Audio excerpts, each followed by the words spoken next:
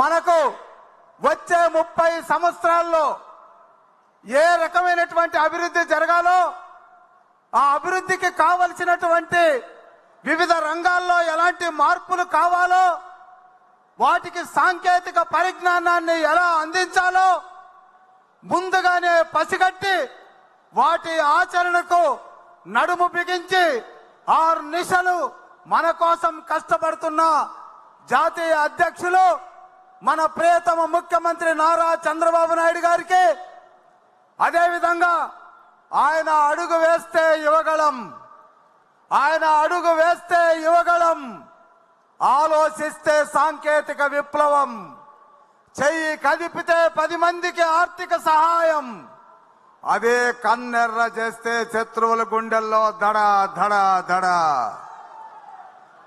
ఆయనే మన యువ కిశోరం, భావితరానికి మనల్ని నడిపించే నాయకులు.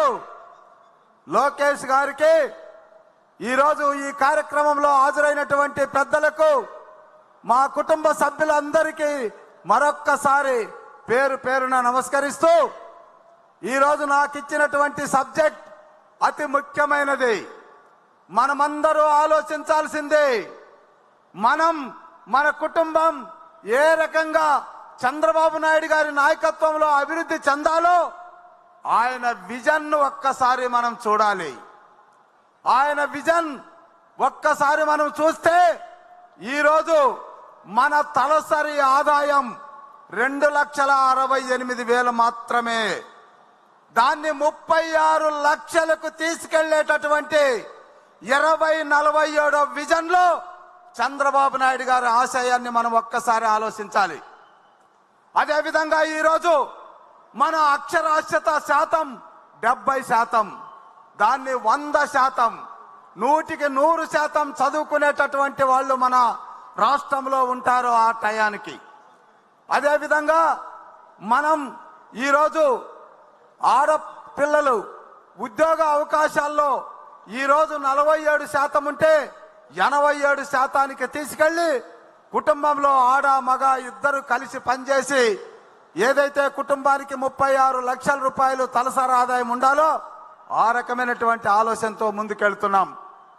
మరి అదేవిధంగా ఈరోజు ఆయన తీసుకున్నటువంటి డాక్యుమెంట్ ప్రకారం మన రాష్ట్రంలో ఉద్యోగ అవకాశాలు మెరుగుపడాలన్నా, ప్రతి ఇంటిలో ఒక ఎంటర్‌ప్రెన్యూర్ కావాలన్నా, పరిశ్రమలు రావాలన్నా, మనం అభివృద్ధి చెందాలన్నా మనకు కావలసినవి మౌలిక వసతులు. మౌలిక వసతులు అంటే రహదారులు, రైల్వే జోన్లు, విమానాశ్రయాలు, ఓడరేవులు, పక్కా ఇళ్ళు, గ్రామాలతో మొదలుకొని పట్టణాల వరకు కావలసినటువంటి కనీస వసతులైనటువంటి త్రాగునీరు, అదేవిధంగా వ్యవసాయానికి సాగునీరు, అదే మౌలిక వసతుల కల్పనలో మనం సాధించుకోవాల్సినటువంటి మౌలిక వసతుల గురించి మనం ఈరోజు ఆలోచించుకోవాలి. నేను ఒక్క మాట చెప్పదలుచుకున్నా. నా 35 సంవత్సరాల పరిపాలన అనుభవంలో చంద్రబాబు నాయుడు గారితో చాలా దగ్గరగా పనిచేశాను. 4 సంవత్సరాలు లోకేష్ బాబు గారి కింద ఒక పంచాయతీరాజ్ శాఖ కమిషనర్గా పనిచేశాను. వారి యొక్క మనస్తత్వం, వారి యొక్క విజన్ నాకు బాగా తెలుసు.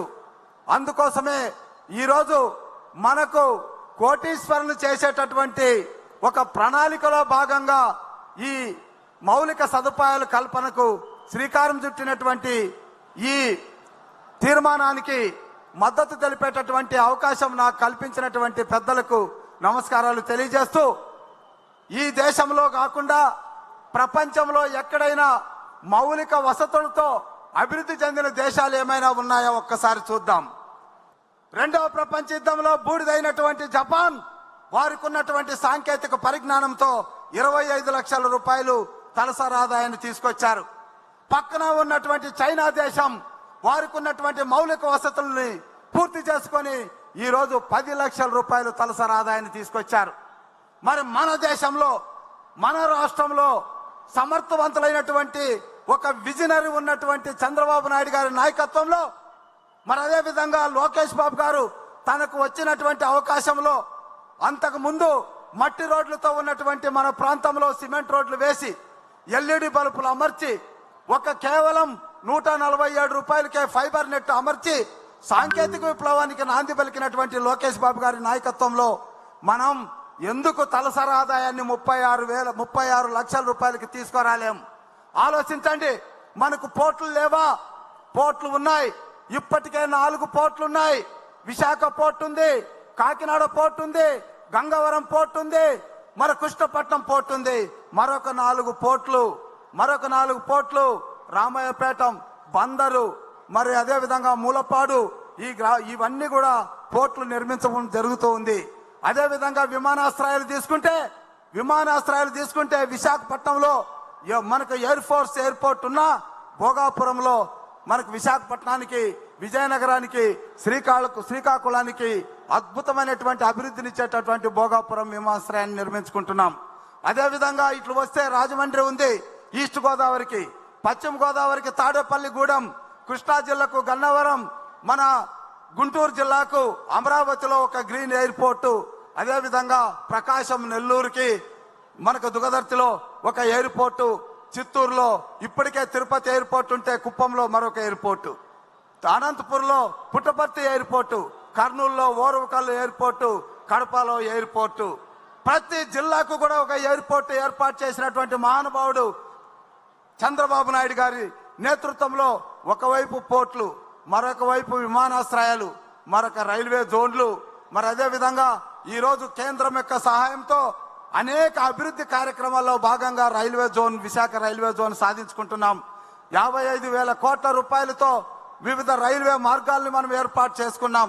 అమరావతిలో 36 కిలోమీటర్ల కొత్త రైల్వే మార్గాన్ని మనం ఏర్పాటు చేసుకోబోతున్నాం. అదేవిధంగా మనం రోడ్లు తీసుకుంటే దాదాపుగా 55,000 కోట్ల రూపాయలతో 5 రహదారుల్ని మనం ఈరోజు జాతీయ రహదారుల్ని ఏర్పాటు చేసుకోబోతున్నాం. 1,20,000 కోట్ల రూపాయలతో జాతీయ రహదారుల విస్తరణకు మనం పూనుకుంటున్నాం. ఇవన్నీ జరిగి మన కుటుంబ తలసరి ఆదాయం ఒక్కొక్క వ్యక్తికి 36 లక్షల రూపాయలు చేరాలంటే మనం చేయాల్సిందేంటి? చంద్రబాబు నాయుడు గారి నాయకత్వాన్ని కొనసాగించాలి. 10 కాలాల పాటు చంద్రబాబు నాయుడు గారు, లోకేష్ గారి నాయకత్వాన్ని, తెలుగుదేశం పాలనను కంటిన్యూ చేయాల్సినటువంటి అవసరం ఉంది.